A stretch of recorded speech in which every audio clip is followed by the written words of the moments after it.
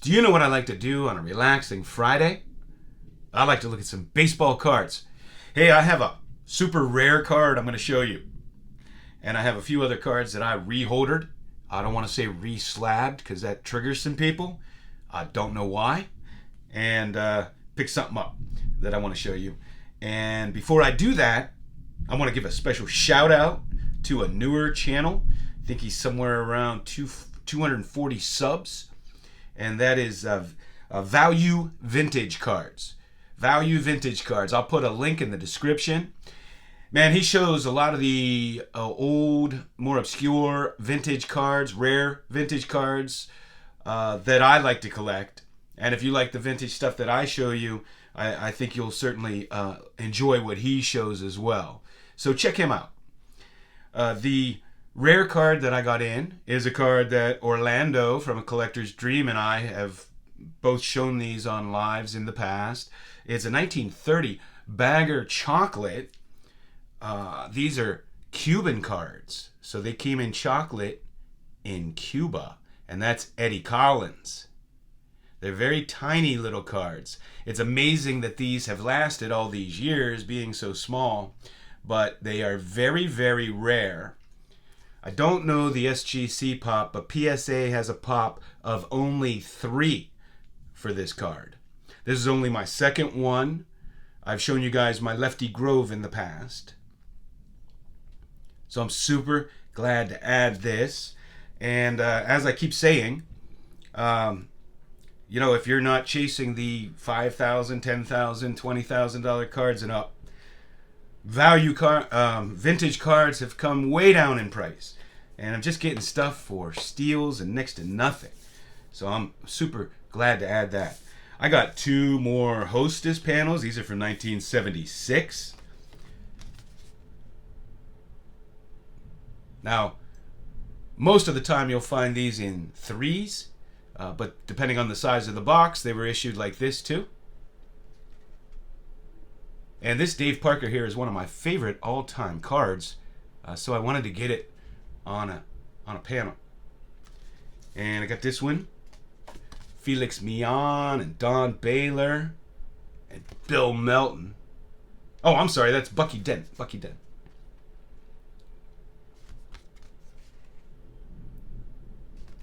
So glad to add those. I slabbed up a few things in my my Mag Pros, and I wanted to talk about these a little bit as I show these. Here is a jersey card of Steph Curry.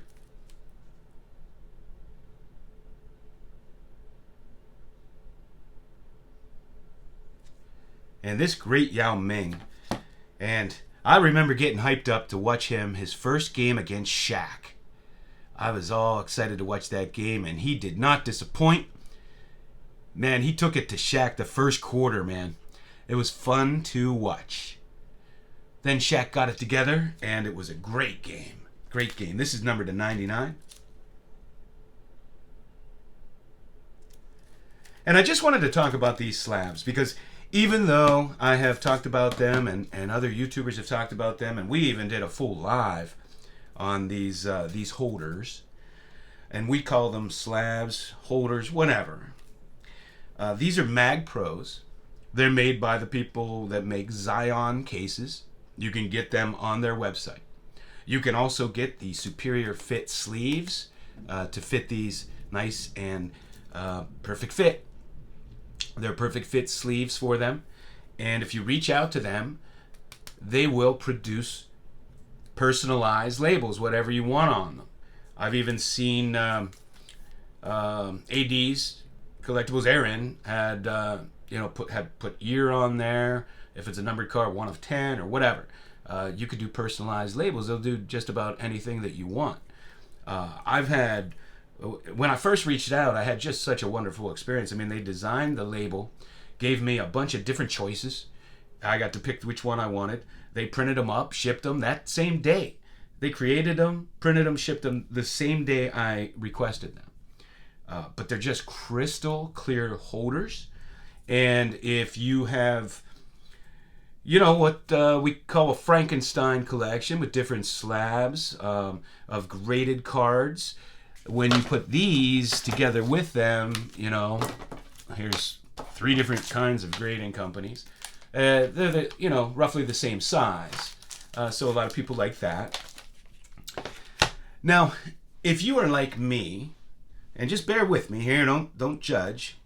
If you are like me and you hate grading, this is a great alternative. It's a great alternative.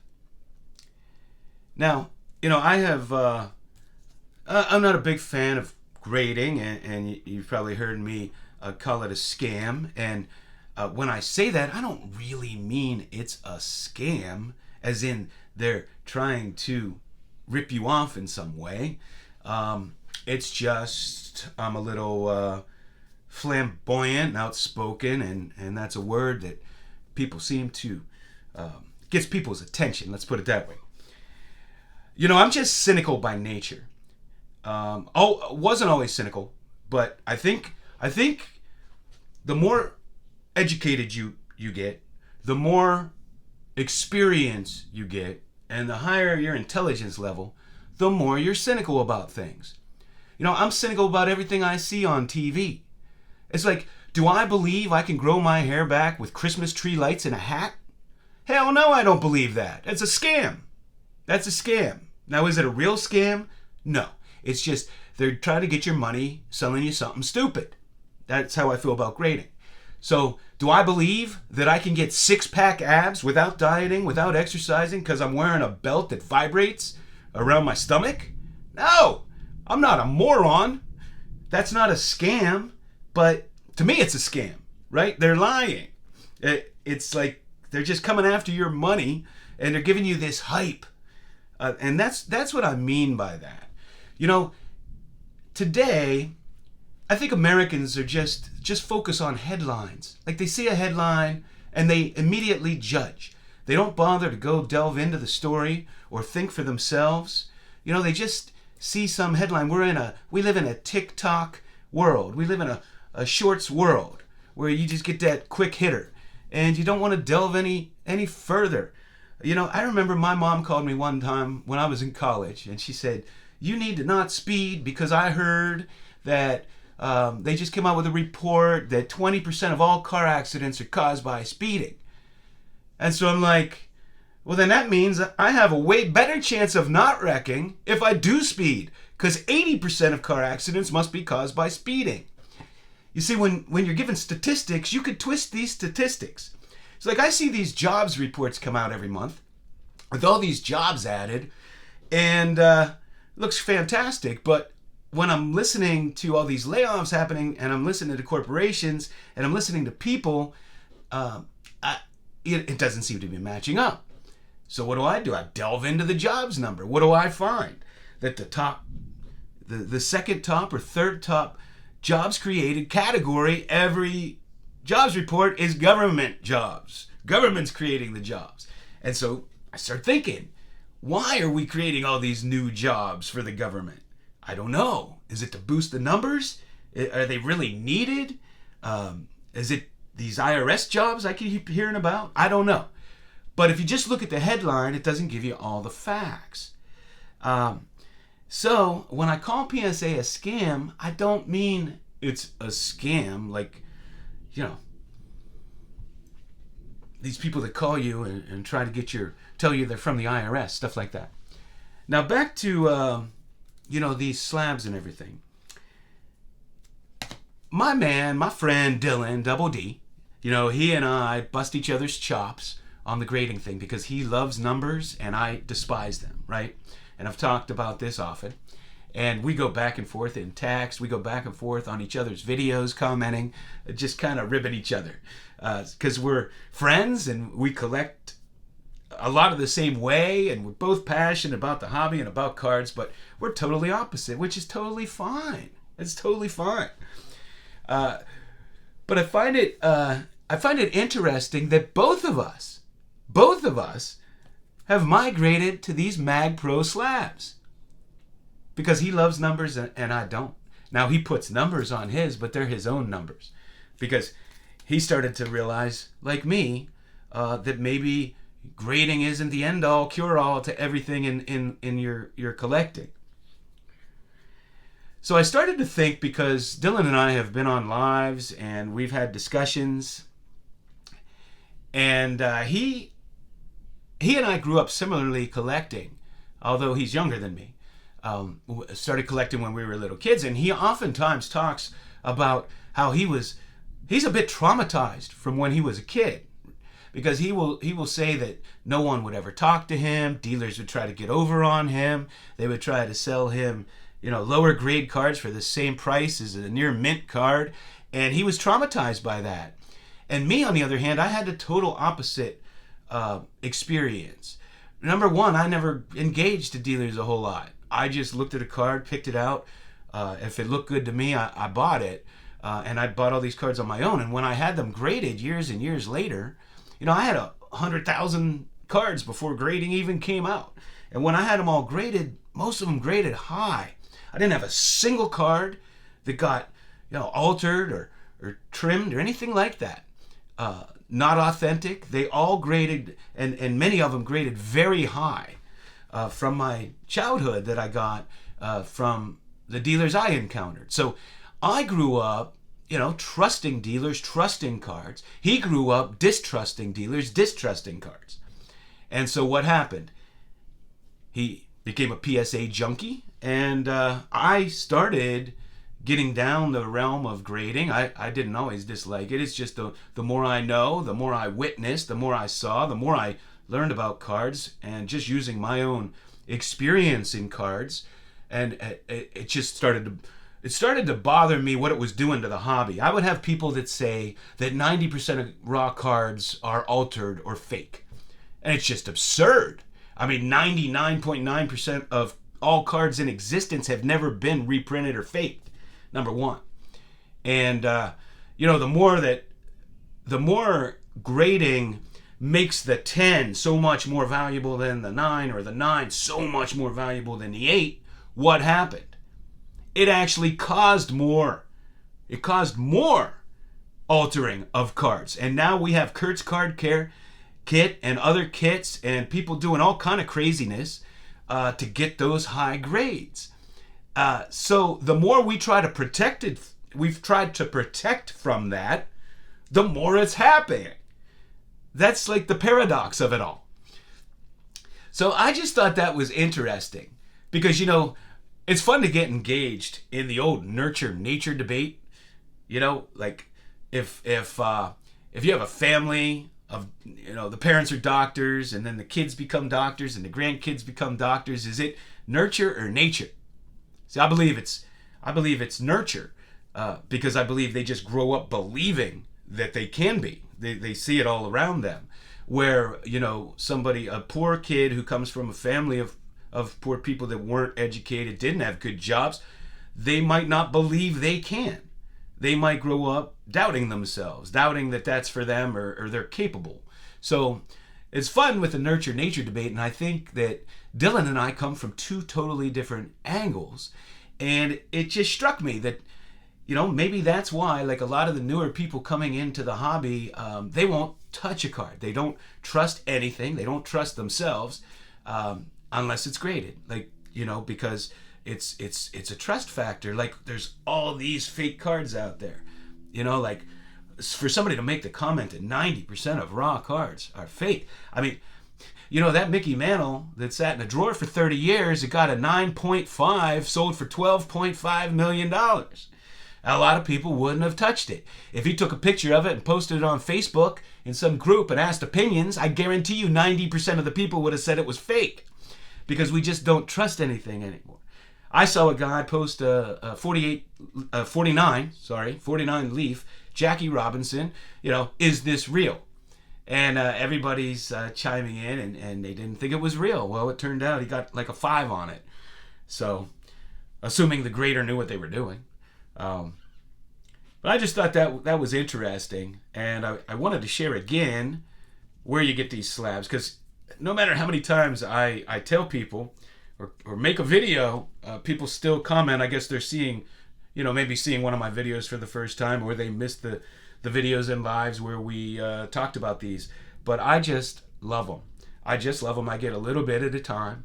I call Kim Anderson over there at Zion, and tell her I want to order some labels, and boom, they're out that day.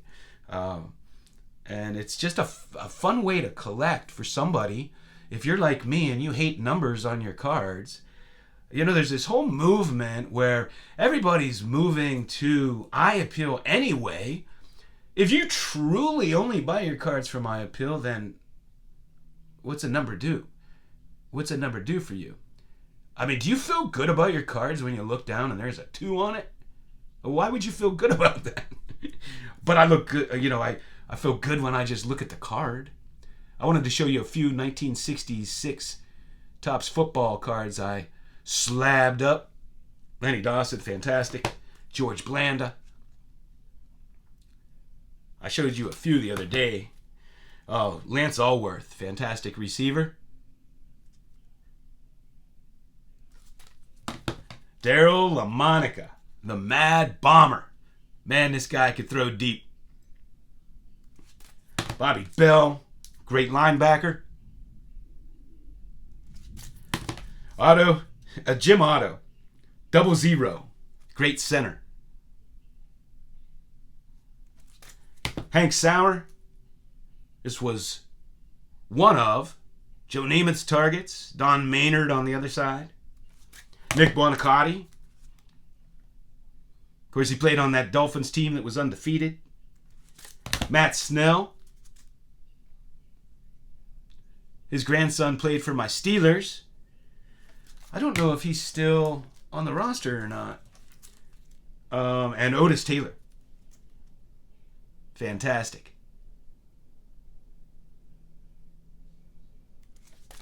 So that's what I have for you. Let's look at this Eddie Collins again. You know, as time goes on, a lot of the greatest players from the early years that a lot of us grew up, you know, as the top players we wanted to collect, players like Dizzy Dean and so forth, the more time goes on, a lot of these, their hype seems to be diminishing to me. And you could get your cards much cheaper, and more people may not know about them. And I say it all the time, you know, we have the big 100 to 200 cards that sell for tens of thousands, you know, the big iconic cards. And I think it's frustrated a lot of people in the hobby because not everybody has that kind of bank to go buy cards. You know, not everybody, and even if you do, you don't necessarily want to spend that much money on cards. And, you know, collecting the way I do, if you collect the great players or players that hold something in history and you go after the rarer sets and the more obscure sets, and you could buy them for a tiny fraction of what you'll pay for a prospect rookie card who won't pan out. And it's a fun way to collect without breaking the bank and spending $10,000, $30,000, $40,000 on a card. You know, we live in the most affluent society ever. We have the baby boomers who are coming of retirement age or retired, like the latter part of the baby boomers. And those people were like the first people to have 401ks and incredible retirement accounts. Right before that, like in the old generation, maybe some of the people had pensions, maybe. But a lot of people were living off of Social Security. And so we have created a situation where people are wealthy before they retire or wealthy in their retirement. Not everybody, of course, but a lot of people, a lot more people than in the past. And now we're getting to the point, you see these attic finds every day. Now they're hyped up. They're not all in the attics. They're people that are inheriting collections. They're inheriting collections from our age group and above as people are passing. And that brings me to the other thing. There are trillions of dollars that the baby boomers are leaving and will leave to their children. Where, like, my parents got pretty much nothing. Like my grandparents and everything, they didn't have a whole lot. But nowadays, people are inheriting tons of money. And you have some people that are house rich because they moved from New Jersey to South Carolina and they sell their house for 1.5, they buy an equal or bigger house for 450 and pocket the rest. And so we're living the most affluent society ever.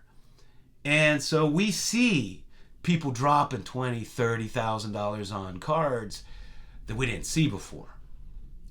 And if you don't have that or you don't want to spend that, don't feel bad about it. A lot of people are feeling like there's a lot of flexing going on, in the hobby. And man, I've seen the comments and I've gotten the comments. We're just a bunch of rich people trying to show off. And if you're a true collector like I am, that is certainly not the case. I mean, if I need the money 20 or 30 years from now, there's no guarantee these will be worth anything. Maybe only modern cards will sell for a ton of money. As I said, a lot of these players are falling off. I mean, you look at these old vintage football cards, you pick these up for nothing. Nobody knows these players. Nobody knows these players anymore. So those are the thoughts that I had on my mind.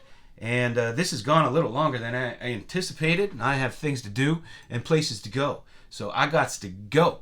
Thanks for hanging out with me.